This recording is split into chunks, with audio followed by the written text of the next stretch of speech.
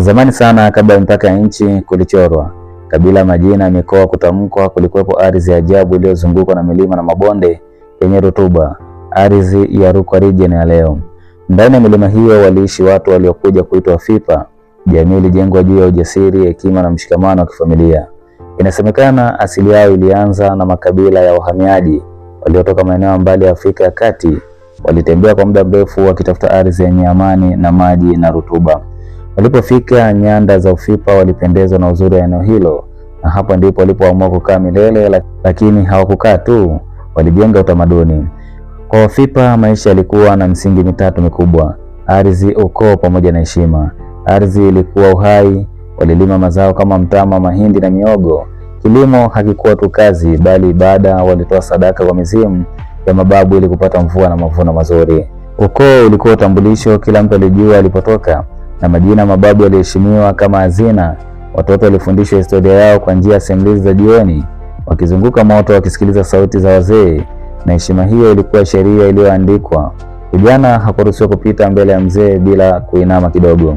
Mwanamke alifundishwa maadili ya ndoa tangu utotoni, na mwanaume alitarajiwa kuwa mlinzi wa familia na jamii. Katika maisha yao ya kila siku, ngoma zilikuwa lugha ya roho yao. Kulikuwa na ngoma za furaha, ngoma za huzuni na ngoma za matambiko. Wakati wa sherehe za jadi, wanaume walivaa ngozi za wanyama na wanawake walijipamba kwa shanga za rangi. Sauti ya ngoma ilisikika mbali, milima ikiitika, watu wakisherekea au kuomboleza. Lakini tamaduni zao hazikuishia hapo. Ndoa kwa Wafipa haikuwa muungano wa watu wawili tu, bali kwa koo mbili. Mahali ilitolewa kwa heshima na wazee walihusika katika kila hatua ya makubaliano.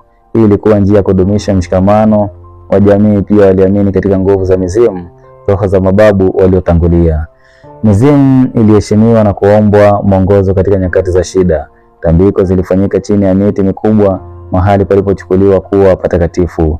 Lakini kadri muda ulivyopita, upepo wa mabadiliko ulianza kuvuma.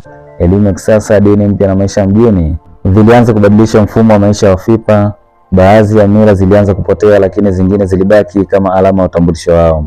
Hata leo ukienda maeneo ya Ufipa bado utasikia ngoma zikilia usiku, bado utaona wazee wakisimulia hadithi za mababu, na bado utahisi uwepo wa urithi uliodumu kwa karne nyingi. Kwa sababu kwa Wafipa utamaduni si tu kitu cha zamani, ni maisha yao wenyewe. Hii ni simulizi ya asili inayoonyesha chimbuko la Wafipa, namna walivyounda utamaduni wao na jinsi wanavyoendelea kuhifadhi licha ya mabadiliko ya kisasa. Mimi ni David Kiluzia.